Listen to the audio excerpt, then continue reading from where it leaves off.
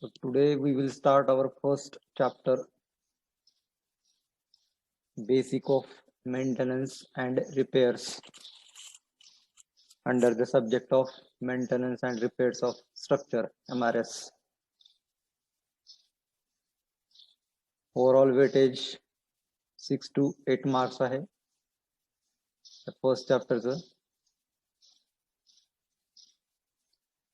So contents in first chapter: maintenance and its classification and different definitions used in this subject, necessity, objective and importance of maintenance and repair,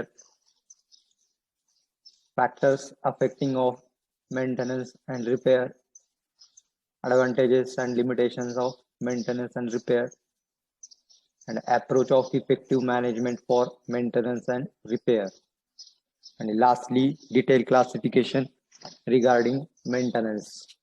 एवढे सर्व contents आपण one by one या first basic of maintenance and repair या chapter मध्ये आपण पाहणार आहोत. सगळ्यात पहिल्यांदा आपण मेंटेनन्स आणि काही डिफरंट टर्म्स आहेत ज्या की तुम्हाला या सब्जेक्ट मध्ये मोस्टली युटिलाइज करायच्या आहेत. तर त्या इम्पॉर्टंट डेफिनेशन्स किंवा इम्पॉर्टंट टर्म्स या फर्स्ट ऑफ ऑल आपण काय करणार आहोत, कव्हर करणार आहोत. तर आतापर्यंत फिफ्थ सेम पर्यंत तुम्ही प्रत्येक स्ट्रक्चर हे काय केलेलं आहे, कसं डिझाईन करायचं, कसं अनालिसिस करायचं आणि प्रत्येक स्ट्रक्चरशी रिलेटेड जी काही इन्फॉर्मेशन आहे ती इन्फॉर्मेशन आपण काय केलेली आहे आतापर्यंत प्रत्येक सब्जेक्टच्या अंडर ही काय केलेली आहे, गॅदर केलेली आहे किंवा कॅप्चर केलेली आहे. इथून पुढे किंवा या सब्जेक्टमध्ये आपल्याला एखादं स्ट्रक्चर हे जर लाईफ लॉंग चालवायचं असेल किंवा ते स्ट्रक्चर त्या स्ट्रक्चरचा लाईफ स्पॅन जर आपल्याला वाढवायचा असेल तर आपल्याला त्या स्ट्रक्चरचं मेंटेनन्स अँड रिपेअर हे काय असणार आहे, इम्पॉर्टंट असणार आहे. तर त्यासाठी हा सब्जेक्ट तुम्हाला इथं थर्ड इयर मध्ये लास्ट सेमिस्टर मध्ये ठेवलेला आहे. तर बेसिकली मेंटेनन्स अँड रिपेअर हा जो काही वर्ड आहे किंवा हे जे काही युटिलायझेशन आहे ते मॅक्झिमम आपण बऱ्याच वेळेस आपण काय करतो, रेग्युलर ह्याच्यामध्ये पण आपण काय करतो ते युटिलाइज करतो भाषणामध्ये किंवा बोलण्यामध्ये. What are the maintenance, what are the repairs. तर हे आपल्याला मॅक्झिमम काय करायचंय, हे कशा पद्धतीनं एखादं स्ट्रक्चर आपण मेंटेन ठेवू शकतो, जर ते डॅमेज झालं तर ते कशा पद्धतीनं आपण ते रिपेअर करू शकतो हे आपण काय करणार आहोत ह्याच्यामध्ये पाहणार आहोत. तर फर्स्ट आपण अगोदर ऑल डेफिनेशन्स ज्या काय आहेत ज्या आपल्याला इम्पॉर्टंट आहेत आणि लागणार आहेत त्या डेफिनेशन्स आपण काय करू, कव्हर करू. तर फर्स्ट डेफिनेशन आहे तुमची मेंटेनन्स. तर what is mean by maintenance? The maintenance engineering is defined as the work done to keep the civil engineering structure and work in conditions so as to enable them to carry out the function for which they are constructed. तर basically maintenance engineering define करताना हे काय, एक work done to keep civil engineering structure, म्हणजे एक काम आहे त्या कामामध्ये आपण जे काही आपले डिफरंट सिव्हिल इंजिनिअरिंग स्ट्रक्चर्स आहेत हे स्ट्रक्चर्स आपण काय करणार आहोत, वर्किंग कंडिशन मध्ये त्याला ठेवणार आहोत, जेणेकरून ते आपल्याला काय द्यायला पाहिजेत, लाईफ टाइम पिरियड मध्ये त्याची जी काही लाईफ टाइम आहे त्या लाईफ स्पॅन मध्ये तो काय करायला पाहिजे, तो स्ट्रक्चर आपल्याला सर्व्हिस द्यायला पाहिजे. म्हणजेच त्याला आपण काय करणार आहोत, वर्किंग कंडिशन मध्ये ठेवणार आहोत. ज्या आता फॉर एक्झाम्पल रेसिडेन्शियल बिल्डिंग आहे, तर रेसिडेन्शियल बिल्डिंगचं फंक्शन काय आहे, रेसिडेन्शियल बिल्डिंग आपण काय करणार आहोत, रेसिडेन्स साठी कन्स्ट्रक्ट केलेली असणार आहे. म्हणजे थ्रू आउट द लाईफ त्यांनी आपल्याला काय करायला पाहिजे, ती फंक्शन जे काय आहे ते त्यांना द्यायला पाहिजे. फॉर एक्झाम्पल ब्रिज आहे, तर जनरली आपण ब्रिज हे काय करतो, आपण व्हेकल साठी किंवा ट्रान्सपोर्टेशनच्या फॅसिलिटीसाठी किंवा फंक्शनसाठी आपण कन्स्ट्रक्ट करतो. तर त्या ब्रिजचं फंक्शनिंग काय असणार आहे, ट्रान्सपोर्टेशन असणार आहे. मग थ्रू आउट द लाईफ त्या ब्रिजनं काय करायला पाहिजे, त्याचं जे काही फंक्शन आहे ते फंक्शन हे कॅरी आउट केलं पाहिजे.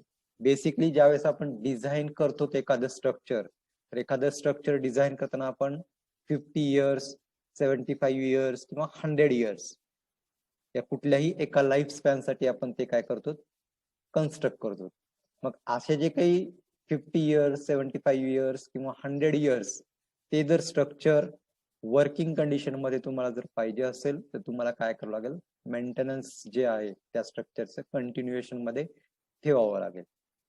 यालाच ऑर मध्ये आपण दुसरी डेफिनेशन लिहू शकतो, the act of keeping something in good condition bye checking और रिपेअरिंग इट रेग्युलरली. म्हणजे it is the act of keeping something in good condition. तर हे काय एक ऍक्ट आहे की ज्यामध्ये आपण काय करतो, एखादी गोष्ट ही गुड कंडिशन मध्ये ठेवतो. मग ही गुड कंडिशन मध्ये ठेवण्यासाठी आपण काय करतो, वारंवार त्याची चेकिंग करतो आणि चेकिंग नंतर जर त्यामध्ये काही डॅमेजेस असतील तर त्याला आपण काय करतो, रिपेअर करतो. तर ही सेकंड डेफिनेशन काय आहे, मेंटेनन्सची इन जनरल डेफिनेशन आहे. आणि फर्स्ट डेफिनेशन काय आहे, तर फर्स्ट डेफिनेशन ही आपल्या सिव्हिल इंजिनिअरिंगशी रिलेटेड जे काही स्ट्रक्चर्स आहेत त्या स्ट्रक्चरशी रिलेटेड पॉइंट ऑफ व्ह्यू न तयार केलेली फर्स्ट डेफिनेशन आहे. त्याच्यामुळे आपल्यासाठी जनरली फर्स्ट डेफिनेशन जी आपण मेन्शन केलेली आहे तीच डेफिनेशन ही इम्पॉर्टंट असणार आहे. Second definition he maintenance in general. Maintenance म्हणजे काय असणार आहे, एखादी गोष्ट आपल्याला गुड कंडिशन मध्ये जर ठेवायची असेल तर त्याला आपल्याला मेंटेनन्स किंवा रेग्युलर चेकिंग आणि रेग्युलर रिपेअरिंग हे करावं लागतं. तर त्याला आपण काय म्हणतो, इन जनरल मेंटेनन्स म्हणतो. आपल्या सिव्हिल इंजिनिअरिंग मध्ये एखादं स्ट्रक्चर जर तुम्ही मेंटेन करत असाल तर ते मेंटेन ठेवल्यानंतर त्या स्ट्रक्चरचं जे फंक्शन आहे ते फंक्शन त्यानं काय करायला पाहिजे, कॅरी आउट करायला पाहिजे. तर त्याला आपण काय म्हणणार आहोत, मेंटेनन्स इंजिनिअरिंग म्हणणार आहोत. त्यानंतर सेकंड डेफिनेशन आहे तुमची repair.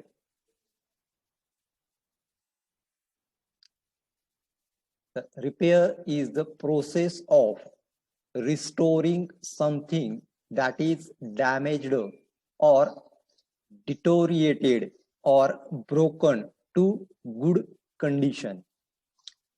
The definition: repair is the process of restoring something that is damaged or deteriorated or broken to good condition.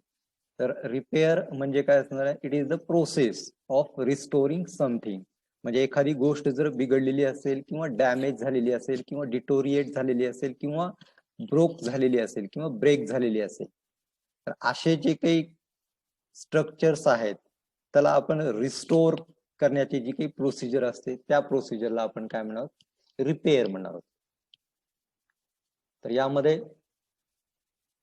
What is mean by deterioration, तर डिटोरिएशन किंवा डिटोरिएटेड याचा meaning असणार आहे काही खालावणे किंवा अधोगतीस. तर एखादं स्ट्रक्चर जर त्या स्ट्रक्चरची लाईफ स्पॅन किंवा ओल्डर झालं तर त्याची जी काही स्ट्रेंथ असणार आहे ती स्ट्रेंथ काय होणार आहे, त्याची खालावत जाणार आहे किंवा त्याची जी काही स्ट्रेंथ आहे ती काय येणार आहे, अधोगतीस येणार आहे. आणि थोड्या दिवसानं ते स्ट्रक्चर काय होणार आहे, हे तुमचं स्ट्रक्चर हे पूर्ण तुम्हाला डिसमेंटल करावं लागते due to its less strength और लॅक ऑफ स्ट्रेंथ. तर हे जे काही डिटोरिएशन आहे, हा डिटोरिएशन वर्ड म्हणजे तुमचं काय असणार आहे, अधोगतीस जाणे, त्याला आपण काय म्हणतो, डिटोरिएशन म्हणतो.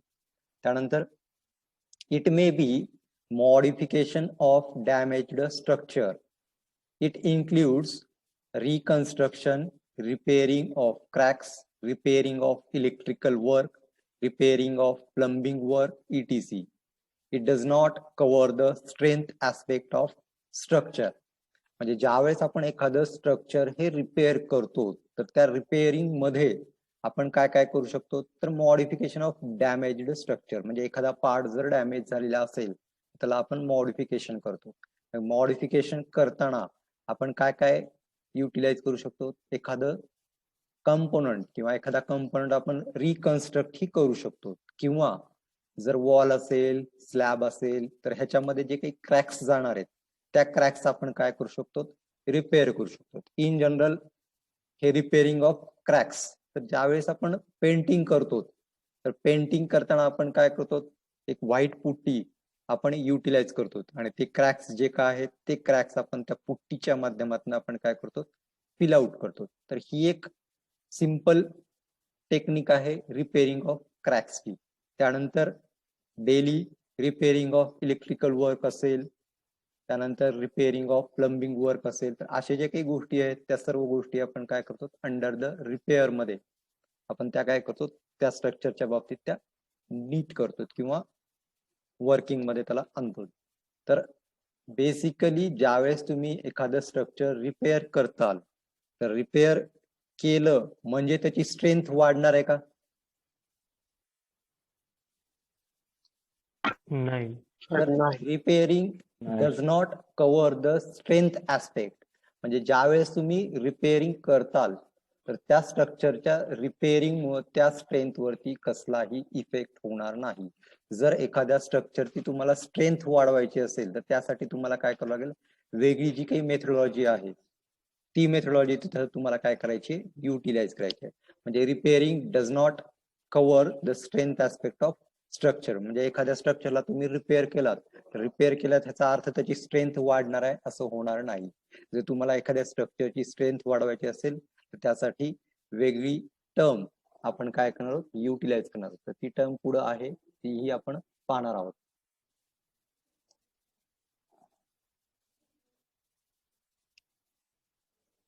तर नेक्स्ट आहे रेट्रोफिटिंग. तर retrofitting is the process of addition of new features to the older buildings, heritage structures, bridges, etc. म्हणजे generally retrofitting is the process of addition of new features to the older buildings which are heritage structures, bridges, etc. retrofitting हा एक मेंटेनन्सचा एक type आहे. त्यामध्ये आपण काय करतो एक ऍडिशनल न्यू फीचर त्याच्यामध्ये काय करतो आपण ऍड करतो. जी काही तुमची ओल्डर बिल्डिंग आहे त्या ओल्डर बिल्डिंग मध्ये एखादा कंपोनंट आपण काय करतो ऍड करतो. तो कंपोनंट ऍड केल्यानंतर जो काही स्ट्रक्चर आहे त्या स्ट्रक्चरचा लोड तो कंपोनंट काय करणार आहे बिअर करणार आहे. म्हणजे बेसिकली ह्या गोष्टी कुठल्या बिल्डिंगला अप्लिकेबल असणार आहेत तर ओल्डर बिल्डिंग. ज्या बिल्डिंग्स या जुन्या झालेल्या आहेत तर अशा बिल्डिंग्सला आपण काय करतो की रेट्रोफिटिंगची जी काही प्रोसेस आहे ती प्रोसेस आपण काय करणार त्याला अप्लिकेबल किंवा अप्लाय करतो. बेसिकली रेट्रोफिटिंग तर हे रेट्रोफिटिंग आपण जनरली जे काही हेरिटेज स्ट्रक्चर्स आहेत ब्रिजेस आहेत म्हणजे गव्हर्नमेंटशी रिलेटेड मॅक्झिमम जे काही स्ट्रक्चर्स आहेत पुरातत्व हेरिटेज स्ट्रक्चर म्हणजे काय असणार आहेत जे स्ट्रक्चर आपले काय पुरातत्व आहेत आणि आपल्यासाठी ते इम्पॉर्टंट आहेत अशा सर्व स्ट्रक्चरला आपण रेट्रोफिटिंग ही जी काही प्रोसिजर आहे ही प्रोसिजर तिथं अडॉप्ट करतो. The word retrofit means to apply new technologies to an older system. Retrofit is a process of adding some new features that were not there before. म्हणजे एखाद्या स्ट्रक्चर मध्ये एखादी गोष्ट तिथं नव्हती आणि ती नंतर आपण काय केलेली आहे ऍडिशनल त्याला दिलेली आहे. तर अशा एखाद्या कंपोनंटला किंवा अशा एखाद्या सिस्टीमला आपण काय म्हणणार रेट्रोफिट सिस्टीम म्हणणार. तर त्या रेट्रोफिट सिस्टीम ह्या कशा पद्धतीने अप्लाय केल्या जातात किंवा त्या कशा पद्धतीने युटिलाइज करायच्या हे सर्व आपल्याला पाहायचंय. Retrofitting in construction industry refers to restraining of existing structure to make them seismic resistance. मग ही रेट्रोफिटिंग आपण कधी वापरणार आहोत तर मोस्टली रेट्रोफिटिंग ही जी काही मेंटेनन्सची प्रोसिजर आहे ही आपण सेस्मिक रेजिस्टन्स ज्या ठिकाणी इफेक्ट जास्त आहे अशा ठिकाणी आपण काय करतो एखाद्या स्ट्रक्चरला जर स्ट्रेंथ द्यायची असेल तर ही रेट्रोफिटिंगची प्रोसेस आपण तिथे काय करतो कंटिन्यू करतो. तर सेस्मिक रेजिस्टंट म्हणजे कसला झोन आला सेस्मिकचा अर्थ काय असेल earthquake.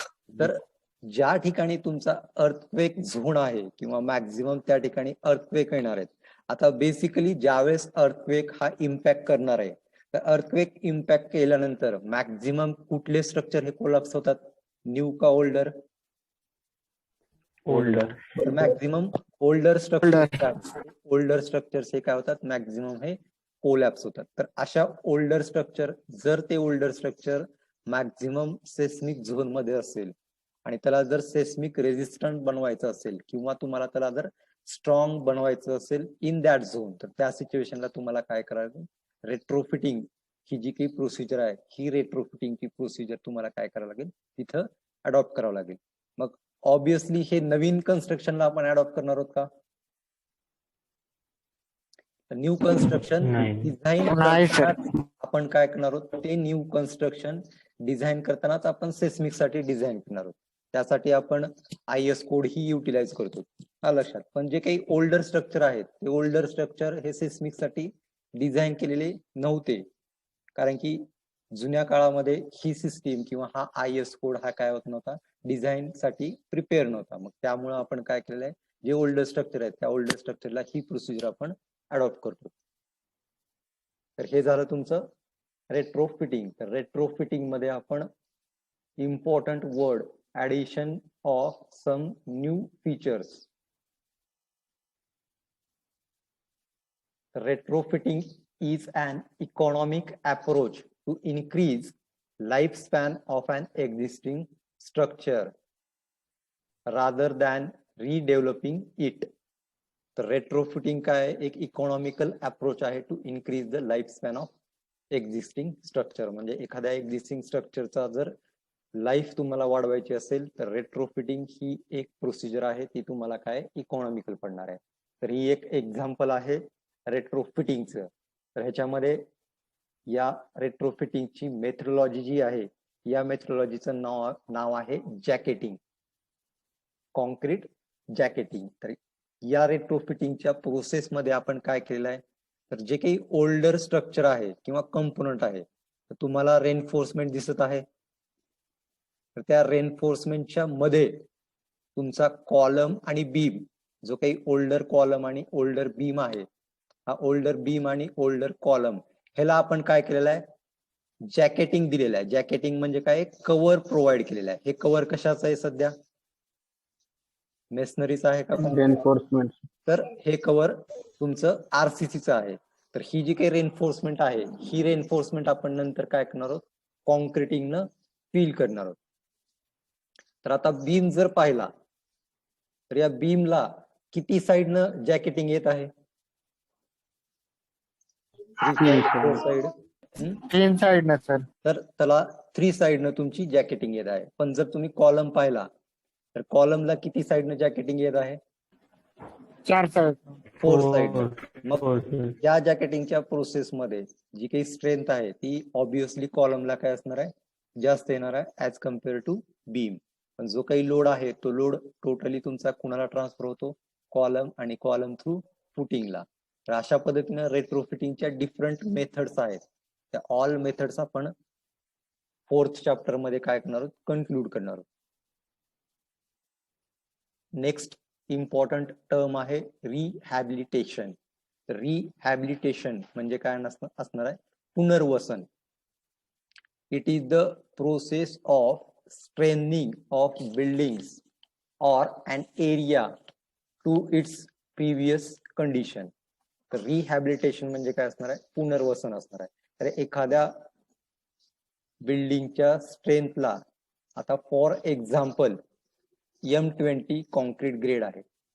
M20 concrete ग्रेडला after 28 days किती स्ट्रेंथ येते, 20 न्यूटन पर mm².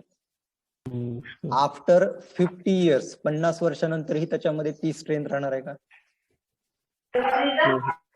तर आफ्टर युटिलायझेशन, तर त्या स्ट्रक्चरला आपण सर्व्हिस मध्ये आणल्यानंतर त्या ग्रेडची काहीतरी स्ट्रेंथ काय होणार आहे, कमी होणार आहे. कमी झाल्यानंतर त्या स्ट्रेंथला त्याच्या प्रिव्हियस कंडिशन मध्ये आणणे म्हणजे काय करणे, रिहॅबिलिटेशन. म्हणजे आफ्टर 50 इयर्स त्या कॉन्क्रीटला परत काय करायचं, तुम्हाला M20 किंवा 20 न्यूटन पर mm² या स्ट्रेंथ मध्ये काय करायचंय, आणायचंय. तर अशा प्रोसेसला, अशा स्ट्रेंथनिंग प्रोसेसला आपण काय म्हणणार, रिहॅबिलिटेशन प्रोसेस म्हणणार. तर रिहॅबिलिटेशन आणि रेट्रोफिटिंग या दोन्हीमध्येही काय होणार आहे, स्ट्रेंथ वाढणार आहे. पण रिहॅबिलिटेशन मध्ये मॅक्झिमम स्ट्रेंथ कितपर्यंत वाढवणार तुम्ही, तर त्याची जी काही प्रिव्हियस कंडिशन होती म्हणजे 20 M20 असल्यामुळे आपण काय करणार आहोत, त्याच्या प्रिव्हियस कंडिशनला त्याला आणून ठेवणार आहोत. आणि रेट्रोफिटिंग मध्ये तसं करणार आहोत का, रेट्रोफिटिंग मध्ये आपण काय करणार आहोत, त्याच्या प्रिव्हियस कंडिशन पेक्षाही जास्त स्ट्रेंथ आपण त्याला काय करू शकतो, देऊ शकतो. हा लक्षात. तर हा डिफरन्स आहे तुमचा रेट्रोफिटिंग आणि रिहॅबिलिटेशन मध्ये. तर रिहॅबिलिटेशनलाच ऑर डेफिनेशन आपण अजून लिहू शकतो, it is the process of restoring the structure to service level once it had. म्हणजे त्या स्ट्रक्चरला रिस्टोर करायचंय. कशासाठी रिस्टोर करायचंय, त्याची जी काही सर्व्हिस लेवल आपण डिसाइड केलेली होती त्या सर्व्हिस लेवलला त्याला परत आणून ठेवायचंय. म्हणजे फॉर एक्झाम्पल एखादी फुटिंग आहे, एखादी फुटिंग आपण डिझाईन करत आहोत आणि ती डिझाईन करताना पहिल्यांदा 4 स्टोरीसाठी आपण डिझाईन केली. आफ्टर 100 इयर्स आपल्याला जर त्याला रिस्ट्रेंथ द्यायची असेल तर ती रिस्ट्रेंथ आपण किती स्टोरीसाठी देणार आहोत,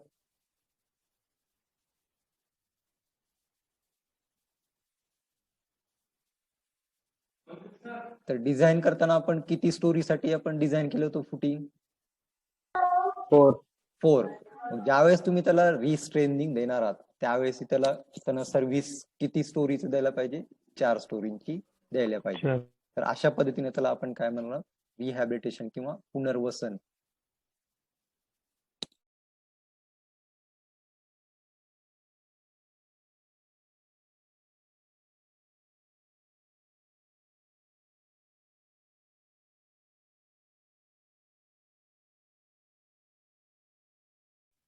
तर रिहॅबिलिटेशन नंतर नेक्स्ट टर्म आपण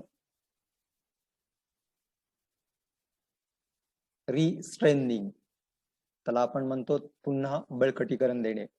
structural strengthening may be required for increasing load capacity of beam, columns, walls, slabs, seismic retrofitting, supporting additional live or dead load not included in original design, to relieve stresses generated by design or construction errors. तर restraining ही जी काही process आहे ही process आपण कशासाठी utilise करणार आहोत, increasing the load capacity of beams, columns, walls, slabs, seismic retrofitting. म्हणजे basically restraining ही आपण स्ट्रक्चरला करणार आहोत का कंपोनंटला करणार आहोत, नाही कंपोनंट. तर आपण रिस्ट्रेनिंग ही प्रोसेस आपण कंपोनंटला देणार आहोत. आणि रिहॅबिलिटेशन आणि रेट्रोफिटिंग ही आपण काय करणार आहोत, केलं तर आपल्याला पूर्ण स्ट्रक्चरचं करावं लागणार आहे. हा लक्षात.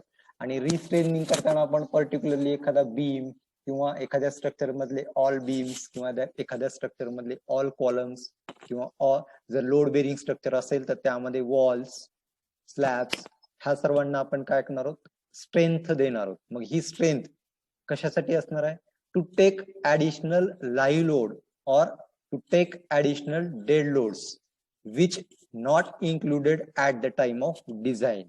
ज्यावेळेस आपण एखादं स्ट्रक्चर डिझाईन करतो आणि डिझाईन करताना तो लाईव्ह लोड किंवा तो, नेक्स्ट डेफिनेशन आहे आपली रिस्टोरेशन. तर restoration is the process of returning a building to its former state. तर रिस्टोरेशन आणि रेट्रोफिटिंग नियरली दोन्ही कन्सेप्ट हे काय सेम आहेत. तर रिस्टोरेशन मध्ये is the process of returning a building to its former state. तर जे काही कन्स्ट्रक्शन किंवा जी काही बिल्डिंग बांधल्यानंतर ज्या कंडिशन मध्ये होती त्या कंडिशन मध्ये त्या बिल्डिंगला परत आणून ठेवणे किंवा सुधारणे म्हणजे आपण काय म्हणणार, रिस्टोरेशन म्हणणार.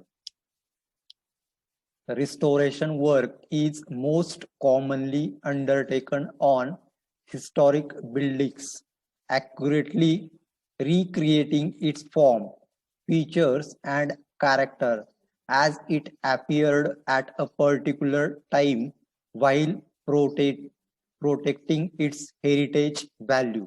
तर जनरली रिस्टोरेशन ही जी काही टर्म आहे किंवा प्रोसेस आहे, ही टर्म किंवा ही process recreating of it original form, म्हणजे त्या बिल्डिंगचा जो ओरिजिनल फॉर्म होता त्या ओरिजिनल फॉर्म मध्ये त्या बिल्डिंगला आपण काय करतो, रिस्टोर करून ठेवतो पर्टिक्युलर टाइम मध्ये. आता बेसिकली जे स्टुडंट गेल्या वेळेस ट्रिपला आलेले होते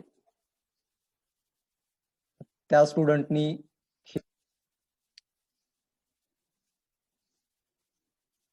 डिफेक्ट्स, तर इथपर्यंतचे जे काही टर्म्स होत्या टेक्निकल टर्म्स, या टेक्निकल टर्म्स आपण ज्यावेळेस मेंटेनन्स आणि रिपेअर करणार आहोत, तर हे मेंटेनन्स आणि रिपेअर करताना या टेक्निक्स किंवा या टर्म्स आपण काय करणार आहोत, युटिलाइज करणार आहोत.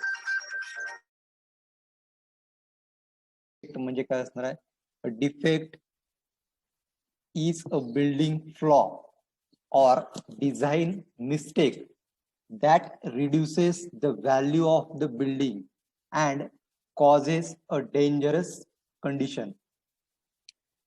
तर बिल्डिंगच्या बाबतीत डिफेक्ट म्हणजे काय असणार आहे, फ्लॉ असणार आहे. What is mean by flaw, flaw म्हणजे त्रुटी असणार आहे. तर एखाद्या कंपोनंट मध्ये किंवा एखाद्या बिल्डिंग मध्ये त्या त्रुटीमुळं किंवा त्या डिझाईन मिस्टेकमुळं इन फ्युचर त्या बिल्डिंगची काय होणार आहे, स्ट्रेंथ ही रिड्यूस होणार आहे.